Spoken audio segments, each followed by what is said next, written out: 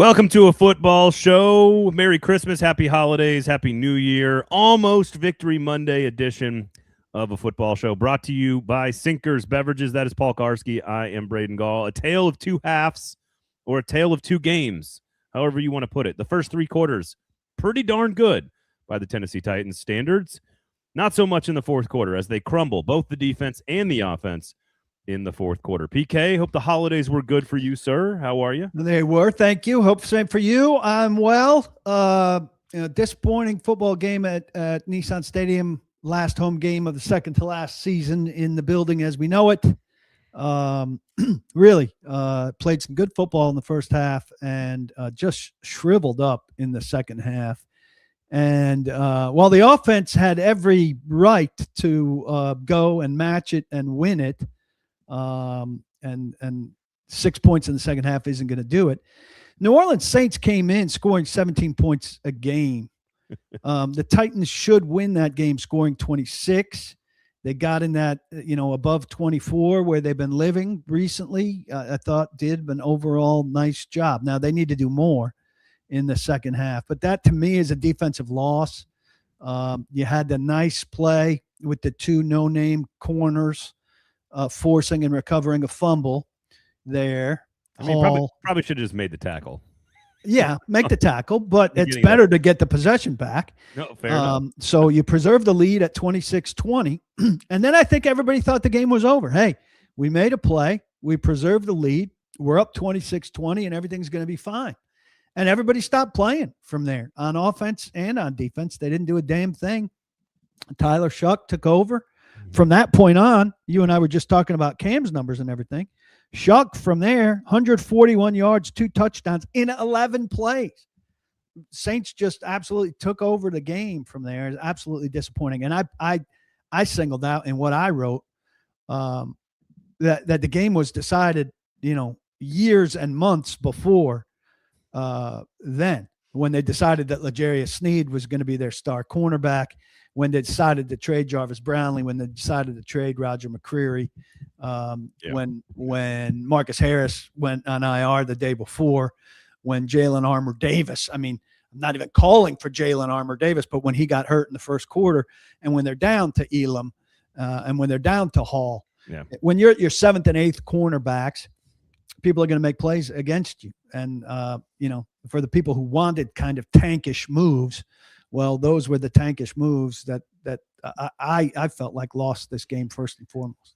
We're going to do a lot of this is what happened, and then this is what happened. And we're going to do a lot of sort of statistical breakdown just to kind of reiterate the point. I don't think we need to do too much of it. I think everyone realized, hey, that was a pretty good football game to start for the Titans and for the offense, and that Cam Ward was in control, and they were running the ball well enough. The Saints could not run the football at all in the first half, came out and ran the ball better in the second half, and then it slowly starts to erode, and it starts to crumble away, and then all of a sudden you're giving up big chunk plays. Cam's getting sacked. He can't complete any passes. They can't cover in the secondary. So give me Tyler. You said Tyler Shuck's numbers after they recover the fumble in the end zone. 141 yards and 2 touchdowns in 11 plays. So that's the 2 drives following that possession, correct? Yep. So I think it's almost, you're not doing this on purpose, but I'm going to add to it. Because the 2 passes on that drive, I think you should include the drive that included the fumble, because he was 2 of 2 passing for 39-yard completion to Johnson and a 32-yard completion to Pettis before the fumble. Yeah, you're right. 2 more. That's over 200 yards passing on 13 plays of his 333-yard day. That happened all in the fourth quarter. And all against the secondary that, granted, all of you in the comments and you and I and everyone in the stadium watching realizes is not an NFL secondary. It just isn't. It wasn't an NFL defense. If you take, the defensive front, that's satisfactory. Cedric Gray, Cody Barton shouldn't be starting. I think we can agree on that. He should be a third inside linebacker. Amani Hooker's, he needs a big comeback next year to live up to his contract, but the speed there and his ability to help make up for those corners. But you got 3 cornerbacks on the field that are not NFL caliber players.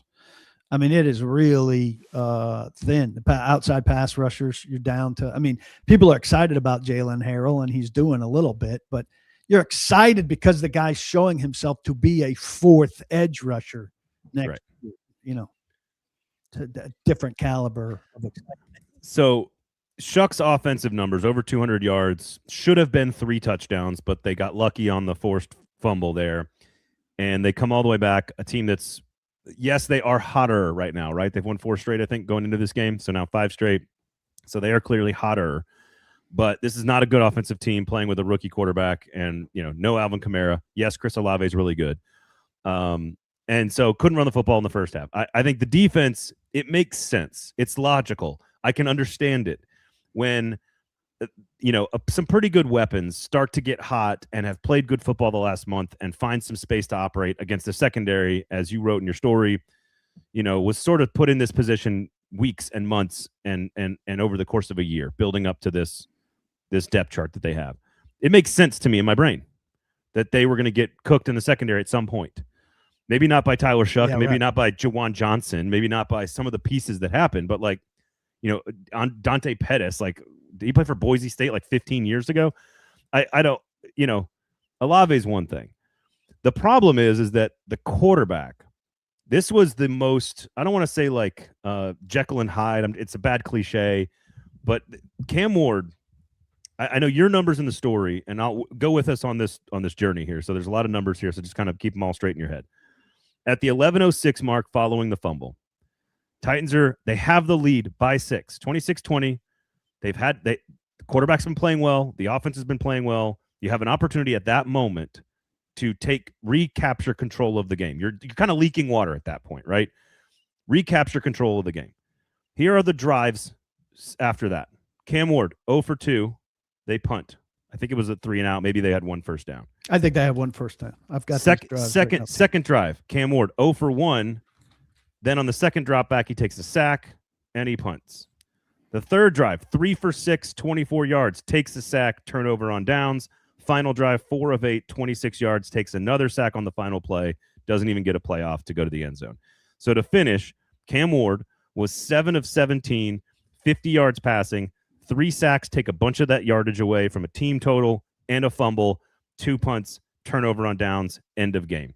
That was the final 4 possessions. However, if you go back before that,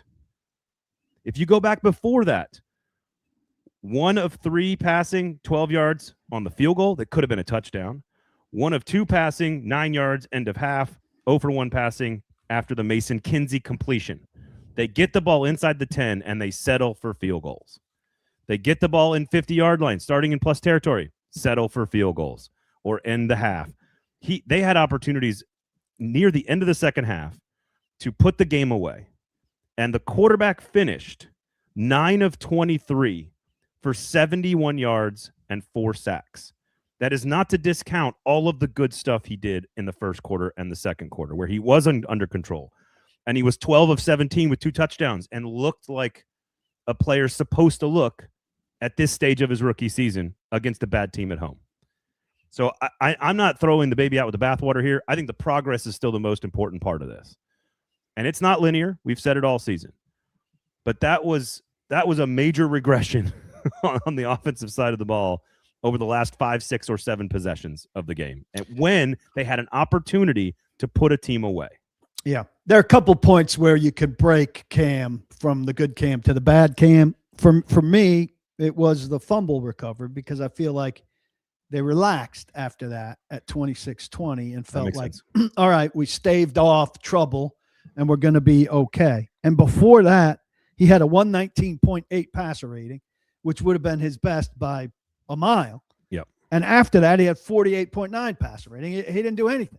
Now, the whole team on both sides didn't do anything. The defense put up no resistance after that, and the drive before that produced the near touchdown by Pettis. He fumbled at the 3-yard line, and 2 drives after that where they gave up touchdowns. So that would have been 3 touchdowns in a row had Pettis not fumbled. And the Titans did nothing offensively there. It was just like they hit a wall. I mentioned Brownlee here. A lot of people I don't have an objection to what they did with Brownlee in terms of the culture setting and all of that. too many penalties and all of that. But Jarvis Brownlee covers far better than Kyer Elam or Keeman Hall or I'm running out of name, Daryl Baker, who this year's been nothing compared to what he was last year. Just on a pure, can you cover this guy on this play? Or will you turn your head around? Can you tackle this guy? He scores higher than all of these guys, unquestionably. Will you get more penalties? Yes. Well, will you get those penalties while you're stopping a guy from scoring a touchdown and give you another chance to live another day? Yes, unquestionably a better player than those guys. I understand why they made the move, and they're going to replenish the secondary. It is part of it's one of their big offseason projects, of which there are many. So we'll see how they do. But you know, and that's where it goes. So Sammy asking how I can expect Cam to produce without wide receiver 1 Jefferson. That's where it all fell apart, tongue in cheek. Van Jefferson, not Justin. He was pacing for his first 300-yard game at half.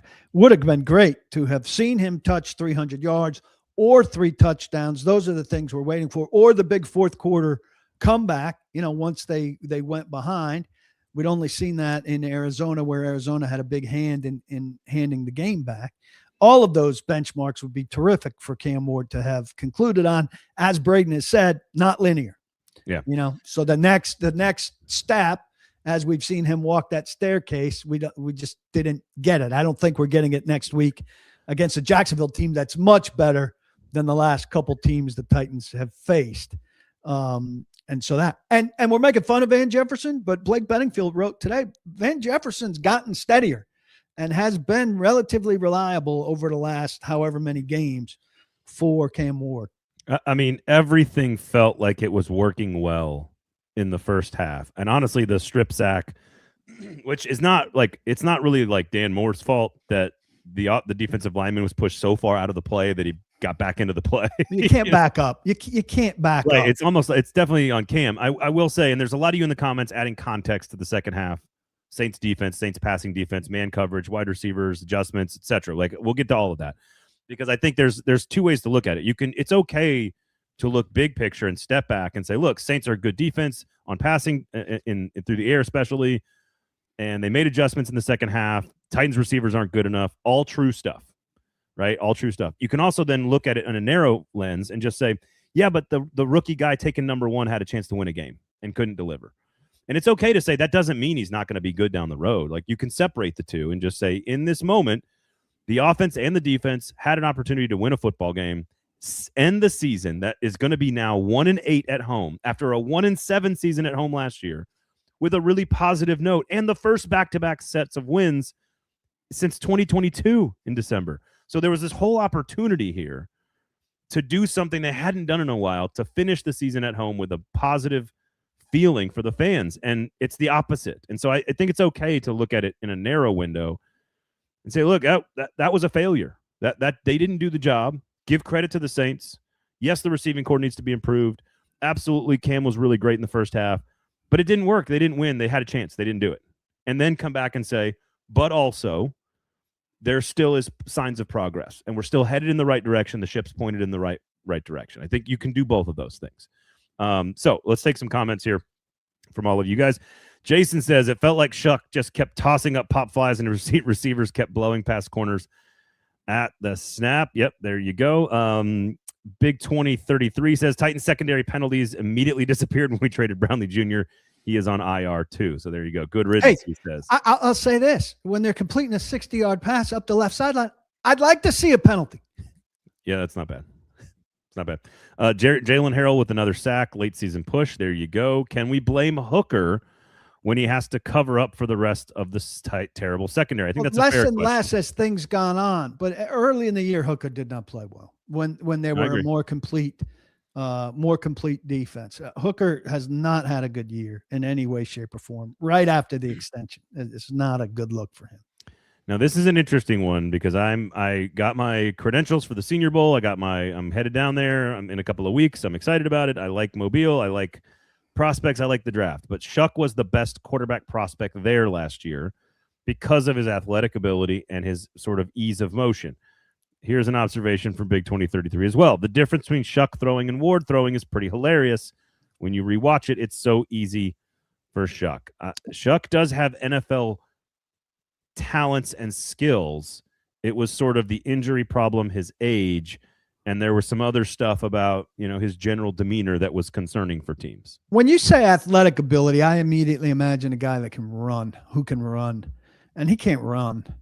I mean, he didn't. There was He's more mobile than you think. There was one play where he ran laterally, where he was in trouble and basically knelt down because he had no escapability whatsoever, and he looked Philip Riversian to Wow. me. I was unimpressed with his athleticism in terms of running. Now, I mean, I don't think Cam Ward. I don't think Cam Ward is the greatest athlete in terms of that either. I think they're similar in that. I was completely impressed by Shuck. I had no expectations, and I was very impressed by a lot of what he was able to do. So more power to him. Is he a long-term solution for them? I was talking to some of the Saints reporters before the game, and they were saying, it's certainly don't need a quarterback for next year, which puts them, in a good position to build the rest of their team. I think that's kind of a team like in a holding pattern. You don't know if the quarterback is good enough. Don't know if the head coach is good enough is the attitude I got from those guys. And so they're in a let's see how these guys can grow spot while they build around both of them, which is not a terrible place to be in from considering where they could be. This is not a point worth belaboring, but I think he's a much better athlete than you're giving him credit. He ran a 4.6 at the combine. He's known for his sort of mobility. He scrambled a few times. Played baseball, I think, right before going to college as well. Anyway, I agree. Didn't see it in that game for me. I agree that because they've won some games here and the Saints are going to be more in like that 8, 9, 10 draft slot. I think it does put them in a holding pattern at the quarterback position for sure. Because then now you can afford to run him out there, see what you got, and build your roster around him. So I think that's genuinely interesting here. Z-Dean, go ahead. Z-Dean says the run game was the biggest offensive issue yesterday. Could never get consistent run game going. Just an absolute zero yesterday, which is ridiculous. Bustin' Diamond says Shuck's age means he's closer to the final product than Cam. It doesn't. You can be an old rookie, but you're still a rookie. It doesn't. Your age doesn't accelerate you unless you come in like completely polished. So maybe he's a little ahead because he had more college, but Cam had a lot of college. So he's a rookie that's at the same preparedness level as any other rookie. Well, so I would agree with his point, but not the reason. Because, again, scouting Shuck at the Combine or at the Senior Bowl, talking to coaches, both college and pro, the thing that made Tyler Shuck, like when you think of prototypical NFL quarterback prospect, kind of Fernando Mendoza-ish, right? You think of taller, just a little bit of athleticism, big arm, knows how to process, good with his feet, understands the pocket, right? Like, doesn't mean you're going to be good, but you kind of think of that as like the vision of what an NFL quarterback should look like. Justin Herbert, whatever, those kinds of guys. And I think that Tyler Shuck at the Senior Bowl was clearly the most of all of those things. I think I wrote about it on your website. Tyler Shuck is by far the biggest winner of this entire week because he's 26, but he's really freaking old.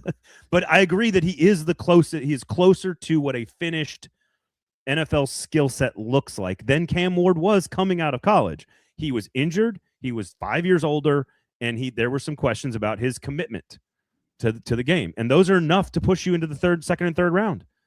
And Cam Ward didn't have any of those questions except for some of the normal stuff, like the stuff we've talked about with Cam. So I don't want to rehash all this, but like Shuck, I think is good enough skill set wise that the Saints aren't interested in a quarterback now. So, yeah. Now, he better be closer to a finished project because for a second contract, he's going to be 29. Right. That's exactly right. You better be. You need to find out what you got right away. So why not let him start next year? I agree with that. He just seems to. Are you talking about Cam here? He just refuses to step into the pocket. This has to be the improv. He did it a ton yesterday too. So his receivers, to y'all's point in the comments, Saints are top 3 in passing. You guys were talking about it's a good here's QC. It's a good defense that made adjustments. Titans just don't have the staff to make those adjustments. Caribbean it's not the staff that can't make the adjustments. I mean, the staff can't make the adjustments because they don't have the personnel to make the adjustments. Sure. Caribbean says our wide receivers aren't good enough to separate. All of that is true. I can acknowledge and agree in all of that with the struggles around Cam Ward, but this when he was running for his life on like 4 or 5 different occasions where the play just seemed to be in slow motion, which is really unusual, to be honest with you. I haven't seen those kind of plays. Nobody's getting open. Nobody's getting open the entire time on any of the 2 rolls away from the press box, the 2 that were close to the press box. Like, he's running around forever and not having any opportunity to throw the football. So and a lot of people that's on the receivers. A lot of people are in love with Gunnar Helm. I mean, I think he comes and goes. He's a guy that needs to be open and break open on some of that stuff. Let's not leave it all on the receivers. When we're talking receivers there, we're talking targets, and he's not getting open. I'm working on something about Spears. I mean, he had a great game. Was it last week where he's, 120 in combined yardage? How do you go from 120 in combined yardage to like nothing, like literally nothing? That's too volatile for me. I'm about done with Spears. I know you're feeling on him. I still think he's one of the best guys with the ball in his hand, but I feel like he wasn't because of what they have. But what they need is a guy that's better than him with the ball in his hand. No question. But the Saints did a great job stopping the run. The game plan wasn't as good. Clearly, it's on tape now, 3-4 weeks in a row. Browns, Niners, Chiefs, that they've run the football very well with their scheme inside zone, and they were ready for it. That is for sure. Big says, I find it weird that it's up to Cam to do all of this. The fact that we scored 20 in the first half, mostly through passing, was always going to be a struggle moving forward.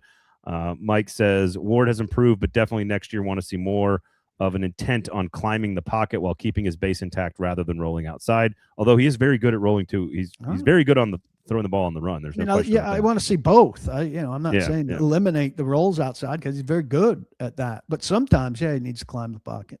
Cam needs to what is that? Retrodoc says Cam needs his own safety blanket, needs his Kelsey. I don't necessarily disagree with that. Use Kelsey as the example right now. Kelsey in his prime. Yeah. Young Kelsey. Yeah. There you go. Kenyon Sadiq for Oregon. You can check him out. You're not going to draft him in the first round.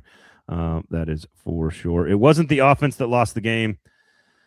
This is from Jay. It wasn't the offense that lost the game. I think it was the defense. Receivers were running free. If they were running free, then why is Cam not throwing the football with 4, 5, 6 seconds to throw the ball? No, he's saying Saints receivers were. Saints receivers. The defense lost the game, but the Titans were still in range and had the lead. Could go answer. You're allowed to answer when your defense struggles. When it's all said and done here from Richard, we will have an idea if Cam will be a franchise guy by game 6 next year. I think game 8 or 9. Yeah, I tend to agree with that. Richard says it's fine to criticize Ward's second half, but it's not just that Ward doesn't have a number 1 receiver. He has nothing approximating a number 2 receiver. There's something to be. There's some truth in that. That's for sure. Let's see who else here is in the comments.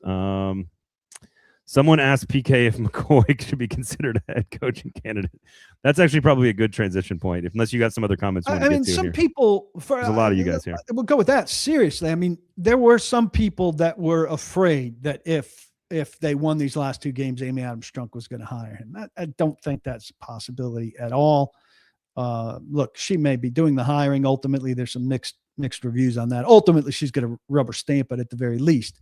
But there's no way Mike Borgonzi and Chad Brinker, knowing that how important this hiring is to the franchise, we're going to let 2 games at the end of a lost season influence them into hiring Mike McCoy, who's a dinosaur and who hasn't done very well.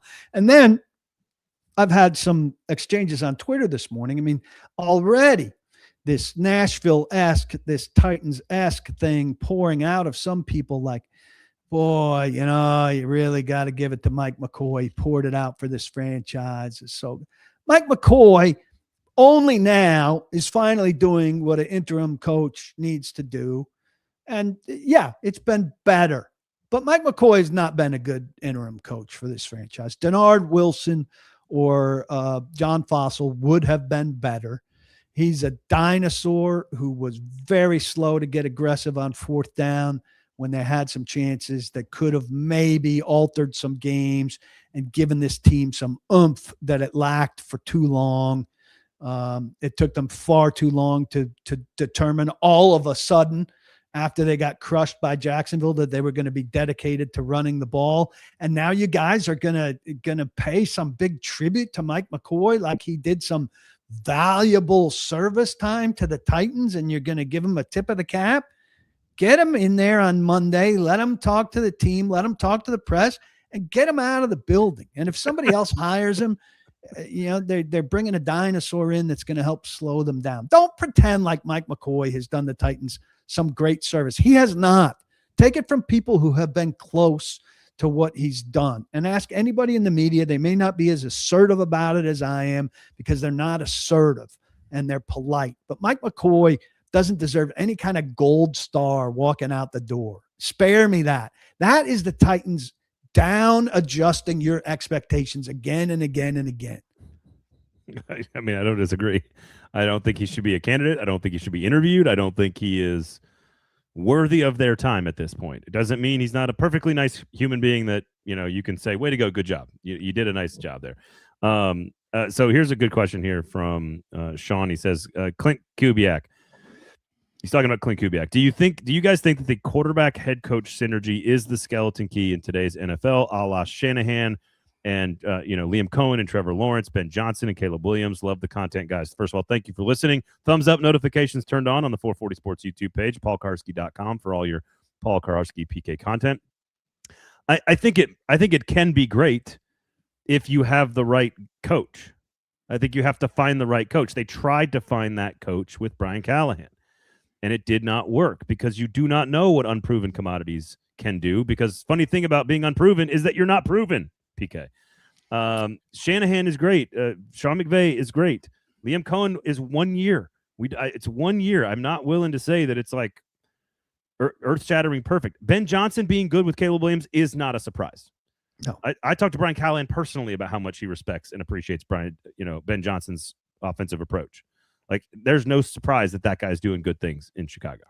I mean, it's certainly one path. If you hire a defensive-minded head coach, and it seems like they're decent odds that the Titans go that direction, well, that head coach's relationship with the quarterback is not going to be the linchpin to the Titans' organizational structure success. Maybe the offensive coordinator's relationship with the quarterback will be. I mean, that's certainly one path that can be very beneficial. And it's also one path that can be destructive when it goes south. I mean, John Harbaugh, we're hearing now. And this Lamar Jackson stuff that Mike Preston wrote about, that's been out there for a long time. I mean, I've known that Lamar Jackson, that they've scheduled practices later in the day because Lamar Jackson likes to sleep. That is a known thing. So, that they're finally letting that out and maybe tiring of Lamar, and who wins there if that's coming to a head.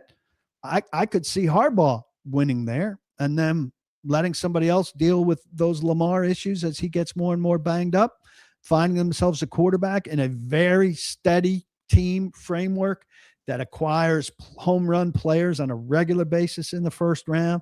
They have a lot of young ones right now. Yeah. Whether they acquire the quarterback in that fashion or go shopping, I don't know, for somebody like Malik Willis or something like that, and make the best out of a guy a second time in a row. But I don't think that team's keyed around the coach quarterback situation, or it's been keyed around a coach quarterback. John Harbaugh's not an offensive mind. He's a special teams mind. He's a defensive back mind. So I think it's different case to case. Sam asked I completely agree with that. Sam asked a really interesting question. I don't know why I find this so funny. In an alternate world, if the Titans offense got to play the Titans defense 11 on 11, full pads, real play for 10 drives, how many touchdowns does the offense score? It's a great it's really good question. I think, I think that if you could maximize Skoronski against Simmons, and they're going to move Simmons away from that. So to me, it comes down to a lot to controlling Simmons, which is the answer anybody would have for their offense, right? So can Zeitler and Cushenberry control Simmons to some degree. I think with these cornerbacks, I would like the offense a little bit more. Let me ask a question. Is the way to define success in this fictional battle we're talking about, I don't think it's 50-50, right? Shouldn't the defense stop you more times than even a bad defense should stop a bad offense, right? So kind of like hitting 300 makes you one of the best hitters in the world. Right. You get out 70% of the time. Wouldn't scoring like 3 or 4 touchdowns in 10 drives be considered really good offense? Yeah, I think maybe 3 or 4. I would set the number at 3.5. I think that's a good number. Yeah. I think they could score 24 points, 3 touchdowns and a field goal for sure. In fact, I would hope for more than that. But I think that's about where you should be at. 40%. As Nick Suss keeps track, they're very good at crossing midfield and not scoring. Yeah. 35, 36 times they've done that this year. But this defense right now, very, very poor. No one else is hiring McCoy, says Big. He coached like he's ready to retire. They're not hiring McCoy as a head coach. Yeah. They could hire him as a senior offensive assistant, which I'm saying would be a mistake. Yeah, I do think I'm with Retro on this one. Any credit should go to Cam and Bo Hardegree, not McCoy. I do think Bo Hardegree has improved as a play caller. I think he is better. He's putting things together. He's stacking play calls a little bit more. He's sequencing things in a smarter way. The game plans going into the games have been a little bit better. So I do think that Hardegree is growing with Cam Ward. So I think that's a positive. Paul didn't get a Christmas present from McCoy. I think that's fair. No, I mean Paul and McCoy are not Facebook friends. I do not think he's good. I'm not alone in the press corps. I'm just the most outspoken. I hear you. Jay said, I think you'd be worth giving some Khalil Mulling some berm next week. That's a typical Titans fan there. Hey, here's a guy who's clearly a third running back on a team, short yardage specialist, third guy. Let's give him a lot of burn to see what? To confirm that he's the third running back on the team and that we need a new number 1 back and maybe a new number 2 back. But we can confirm that the third back is the third back. Let's burn. Let's give him some burn. John says, how in the world are you going to say that, talking about McCoy, that others would be better interims when they didn't even take the job? They weren't offered the job. We don't know if they were offered the job. Oh, I know for a fact they weren't offered the job. Yeah, okay.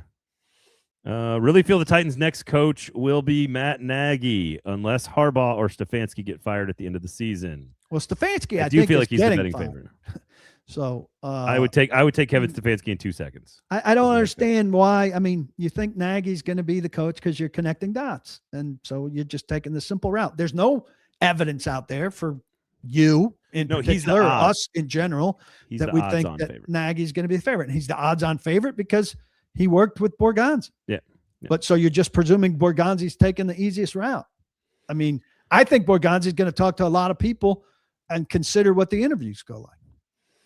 Let's see. Jay says, I'm not excited about any of the available coaches right now. Give me hope, PK. I think there's plenty of reasons to find the guy that can flip a switch, and all of a sudden you're good with a talented quarterback. I mean, it's not the best list in terms of guys that we know a lot about.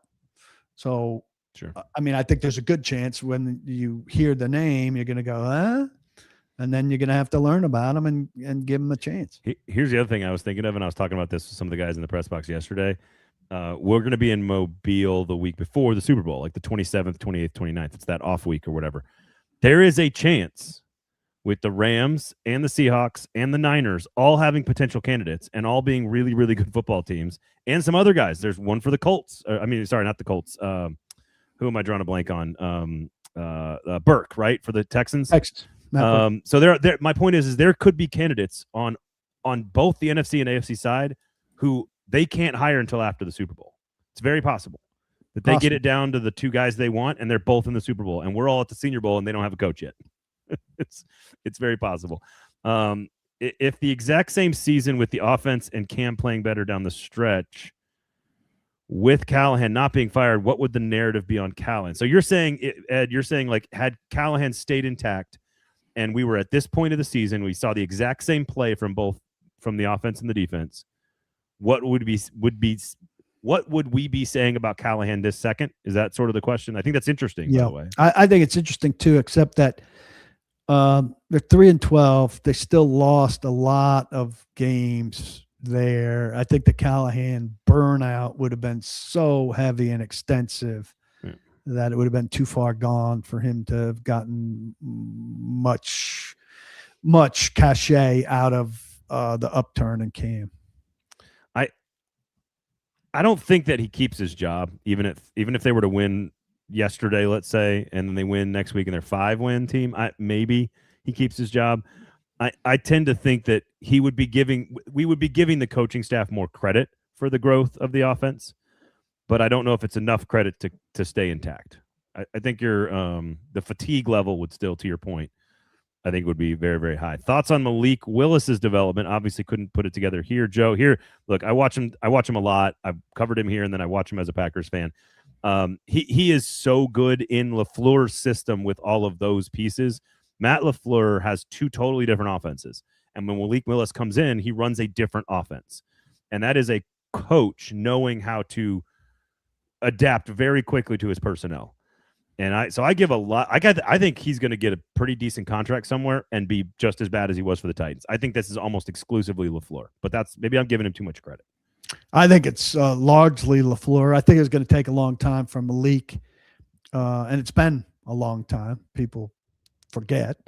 When they brought Malik in Nashville, he was going to need significant time, and they didn't have significant time, it turned out, based on Tannehill's trajectory. It was kind of a stupid pick here.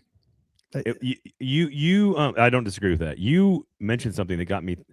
Like, if I'm Todd Monken, offensive coordinator for Baltimore, and there's a thought that we have this riff coming with Lamar Jackson, Malik Willis is the type of player I want running that offense. Like, his athletic ability, if used properly, is pretty damn explosive. It's pretty impressive.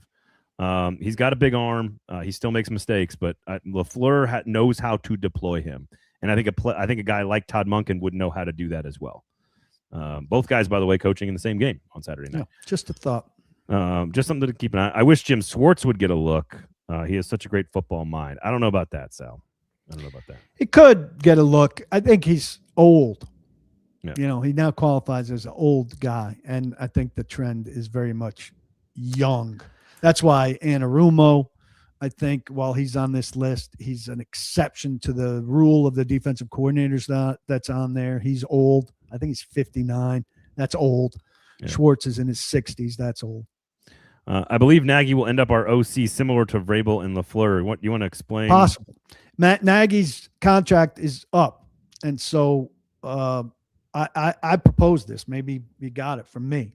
I think if they hired one of these young defensive coordinators, I'm writing this tomorrow, I've got a list of every offensive connection to all of these defensive coordinators. It's not very impressive. And I don't know that these guys, maybe they've got a more extensive network of offensive friends that they could get than it appears. But usually it's just guys that you've worked with through your career. And the biggest connections are like to Mike LaFleur and to Bobby Slowick. Bobby Slowick is down a rung, and Mike LaFleur, could be okay. We don't know. He was with the Jets and he got fired, and it was an ugly situation there. But I could see a scenario where they hire one of these young defensive coordinators, and then Borgonzi's like, look, in part of the hiring process, he's like, what's your idea for offensive coordinator? I can probably help you get Matt Nagy or Kafka, who are 2 guys I'm connected with from Kansas City, who, if they don't get head coaching jobs, and Kafka's not going to get one, and Nagy, I think, is unlikely to get one unless it's this one, I can bring that guy to you as offensive coordinator, and that would be quite a combo. Can we? So I love the whole connection theory. And that's the same as LaFleur was for Vrabel. John Robinson facilitated that. So that's what I was going to ask. If we go back to Vrabel's hires on offense and Callahan, because he hired LaFleur first, correct? Am I wrong on that? Who did? Wasn't it Matt LaFleur was his first offensive coordinator? Yes, and that was facilitated by Robinson after Vrabel couldn't get Ryan Day, and there was maybe one other that were his top 2. So turns out best offensive coordinator maybe in modern Titans history is somebody that had no connection to the head coach. He wasn't a great offensive coordinator. Arthur Smith was better. Arthur Smith is second right after that, and he was in the building, so he had a relationship with them, but that's still not bringing him with you. That wasn't a previous connection technically. Then it was when Arthur Smith leaves. It was Todd Downing. Is that correct? Which was bad. And Todd Downing is his boy, right? Like a guy that. Well, he brought Todd Downing to take over tight ends after Arthur moved, and he wasn't good. Did they have a previous cross paths in there? I don't think so. I think he hired Todd Downing, off an interview. I don't think they were friends prior. And then Kelly, after Downing was gone, was Kelly, but he was elevated on the staff, correct? So correct. And then Wilson was hired not by Brian Callahan's knowledge, and like he didn't cross paths with Denard. No, I think that was a Rand Carthon. My point is that I would argue every coach in the NFL knows every other coach in the NFL. That every single one, even if you didn't work together, even if you didn't overlap, do you know them friends better? Yeah. They all have phones. They all watch tape on each other. They all know each other. They all vacation in the same places. Like I just think that they are all in this one network of people. And so I do think, and this is not to belittle your article coming out. It's not what I'm trying to do. But I think that when we seek out who can this guy go get, it's a very common thing that we talk about. It's a thing that fans talk about. I don't think it's as obvious as we think. I think the more you know them, the more comfortable you are with them. Sure. And the more, or I would argue, the more you've game planned against them at times. Like I think when you see somebody do something, I mean, Lane Kiffin talks about this all the time. He's like, I had to go up against so-and-so defensive coordinator and so-and-so defensive coordinator. And that's why, that's why I wanted to hire them on my staff or whatever like that, like. But you look at some big ones to counter your thing. And I get what you're saying, but to counter your thing, if you look at who was Mike Vrabel's biggest early hire, is Dean Pease, and he knew him intimately. And you look at, where were Brian Callahan's key hires, his father, as intimate as it gets. That's true. And Nick Holtz, who he went to high school with, very intimate.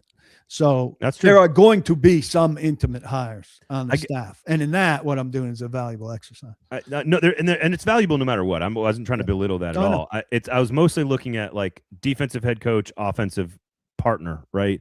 Like who's the head of the other side of the ball to some degree. And I think it's more outside of my personal work experience than I think we realize sometimes, but it certainly is a great indicator of who you know and who you respect and everything else. Z Dean says there was a report from Diana Rossini saying that part of the Jets not hiring Borgonzi was that he wanted to hire Nagy as the coach. That's where the dot connecting comes from. And Rossini is, I guess, as in the know as she appears. We'll never know about that. Any truth to that? I don't know if that's true or not, but he's also allowed to grow out of that, see other candidates, everything. If he just goes and hires Nagy immediately, he's going to face some serious backlash. Yep. Go to Shawnee Pat there about Pollard. Let's see if I can find this.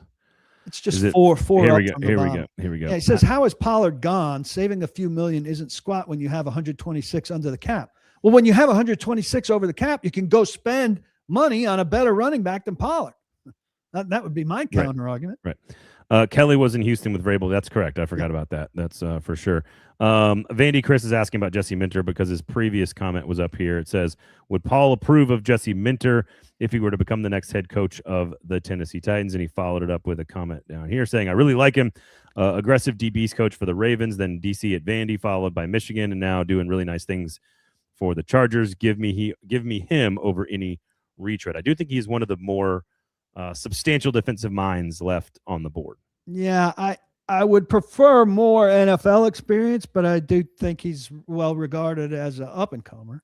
I don't think he's been in the league long enough to be super connected with the kind of people that we're talking about that when assembling a staff. Yeah.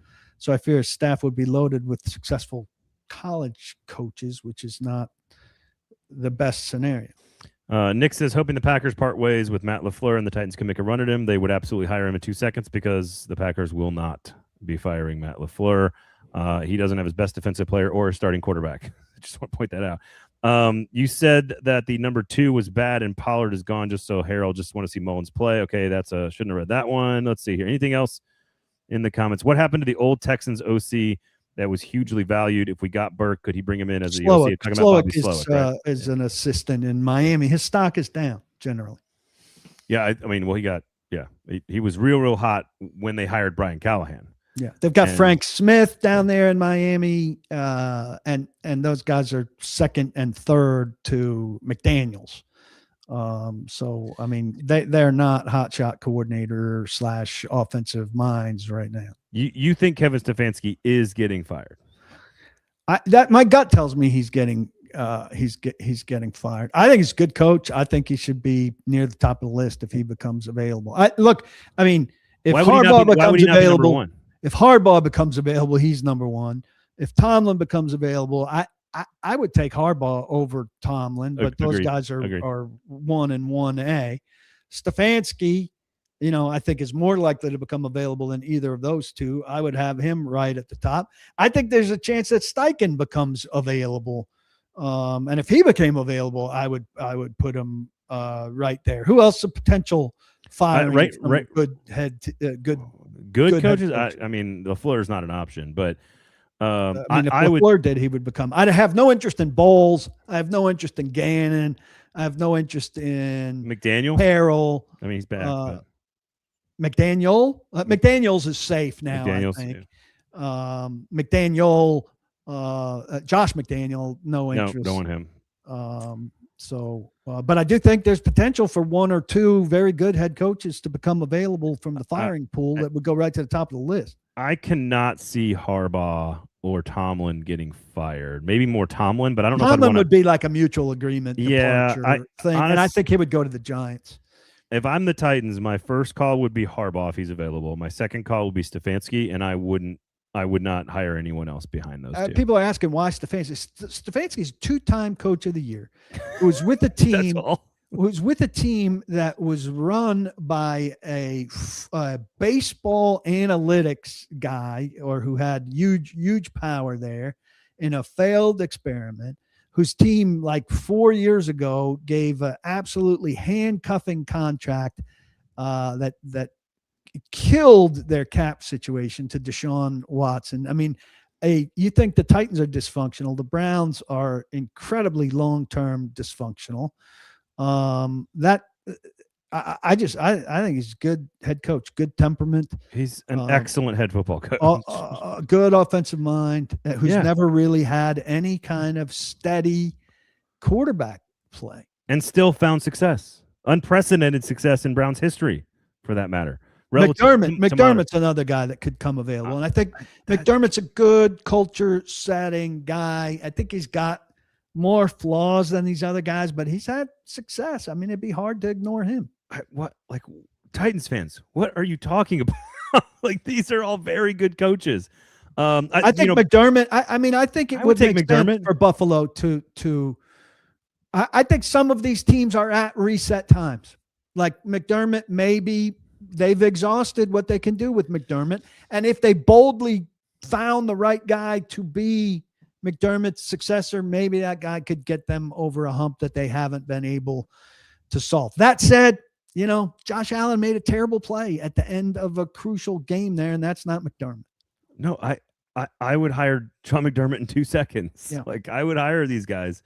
I understand what you're saying about reset. I think that's more appropriate for Tomlin and Harbaugh than it is for McDermott. I still think he's still kind of, let's see it through. You and Josh Allen, you're the reason we're here and have been one of the best franchises in the NFL for the only reason we don't have Super Bowl rings is one guy and his team in Kansas City. And so I do think they're not quite there yet, but I think Harbaugh is an interesting one to talk through. Hey, I'm just kind of fed up with the current structure here, and I don't want to keep beating my head against this wall, especially for the Ravens. And you can just be like, hey, Todd Monken, you're the head coach now. But see, I can't imagine Harbaugh wanting out of the structure. I could see the frustrations with Lamar. I think they'd have to want him out because the structure there is as good as it gets. I mean, he's worked for 2 GMs. It's maybe the best owner, not just in the NFL, maybe in pro sports. Yeah. Biscotti is fantastic. They spend money. The facility's fantastic. I've worked up there a couple of times. I mean, that is a top flight franchise, top 10 franchise in all of professional sports. I don't think you walk away from there to wind up in a place like Tennessee. That's the kind of place Mike Vrabel was talking about when he says it's not like this everywhere, when he goes up to his Patriots Hall of Fame speech. Is Sean McDermott like some kind of conspiracy theorist or whatever? Bustin' Diamond. Know. I'm not going to put your comment up there because I don't know if it's true or not. But I didn't know that was how Sean McDermott sees things. I know he had a battle with cancer. Z Dean points out that Stefanski could conceivably bring Schwartz with him, which would be a fantastic thing I like that, as well. And if Stefanski gets fired, whether or not you end up with Stefanski, I know Jim Schwartz loves him some Nashville. Now, I think his family's in Maryland, so it's not ideal proximity. But I know Jim's affection for Nashville. So, if he wasn't in the running for head coach here, but you had an offensive guy, and he could be something close to head coach defense, I think he would, like that idea. I'm being told in the comments, PK, to not Google Sean McDermott's 9/11 hijackers analogy he apparently made in a meeting. So I'll go do that. Oh, yeah. I think just a bad analogy that doesn't hit. Tyler Gunn, I think, wrote that. Okay, he had a very tough expose on McDermott and people. This was maybe a year or two ago who thought that he had run his course. Let's talk about Sinkers Beverages real fast. Please go support good local business, guys. Please go support that. PK runs a small local business. I run a small local business. Sinkers is a small local business. You come and watch this because we are hands-on about serving you all the best possible content we can, just like Sinkers is with their audience and their customers. You can sign up for the in-crowd. You can absolutely get all of your New Year's Day and New Year's Eve needs met at Sinkers Beverages. They got great champagne options. They got tons of different bottles in there. You can go in there and be like, hey, I want a nice bottle for $20. They're going to find one for you. If you want to spend a little bit more, they got tons of options. If you want to spend less, they've got tons of options. So whatever you need to pair with your beans and greens on New Year's Day for all your good luck in 2026, make sure you swing by Sinkers Beverages for that great champagne selection. They got an award-winning beer fridge because they work hard for all of you out there coming into their store. And, of course, I hope you use them for all your stocking stuffers. So check out Sinkers Beverages, 5-time Liquor Store of the Year, over 40 years serving the community, good small business here in Nashville. So please go support them as well. Can you believe that we have every playoff spot basically spoken for in the AF and NFC right now? Other than 2 division battles, every spot is taken right now. Every spot has been clinched. It's kind of disappointing. It's not what the league wants. It's not what the people wants. I mean, there'd be some good games, and some of this playoff positioning is certainly interesting. Who gets the bye in the NFC will be an interesting storyline out of Week 18. But to only have one game with severe consequences in the Baltimore-Pittsburgh game, it's not what you want. The 17th game hasn't been everything they want. You get too many teams that are completely eliminated and in the mood to tank by telling Max Crosby to go home, and too many teams that are he's not happy about that either. Pretty. No, good for him. And that might be the end of him for them. Did I see that he has an extremely tradable contract? I think so. Is that a thing you would consider? No, Titans aren't trading picks for anything. I don't think. I mean, I think they're going to hold fast to this idea that they want as many draft picks as they can get. I agree, but hypothetically, now go with me on this. Like, if the contract is extremely tradable, doesn't that mean you're giving up more assets because you're not taking on the hits? Or is it because it's tradable for the Raiders because the cap hit's so low? You still have to take on a huge amount of money. I feel like if you trade for you're either taking on a huge amount of money without the contract in front of me. You're either taking on a huge amount of money or you're giving them a new deal, in which case, it's expensive. Either way, you're paying him a lot of money and you're giving up something substantial for him. And whether it makes sense or not, the way the league works is that you would rather generally draft Reuben Bain or the next 2 guys in line and hope that they turn into your Max Crosby than trade for Max Crosby, whether that makes sense or not. And in a lot of ways, it does not make sense. The one guy's a proven commodity. If you have the money to pay him, it would make more sense to get the proven commodity. But then you got to, put the wear and tear tax on him and well, he needs surgery on his knee, I think. Despite the fact that he's out there flying. It's $35 million a cap hit and then a $29 million cap hit for the next 2 years. You have to be willing to at least eat those two for sure. Yeah. And then also, like, how old is he? So you're getting 2 28 years. right now. Yeah, 2 years, and then he's 30, and your guy's going to be 20 or 21, and you've got 4 years or 4 years and a fifth year option. However, after those two, big difference. After those 2 years, though, zero dead cap hit. You can cut him after 2 years and have zero cap. But if you're a team like the Titans, you want more than. I agree. You need 4 or 5 years. But hypothetically, if you're telling me it transforms your pass rush. But it also it allows you. Let's say you want Carnell Tate or you want Jordan Tyson, and you go from 4 down to 9, and you draft Carnell Tate, and you pick up a first round next year, and then you turn that first round next year or a second round into Max Crosby.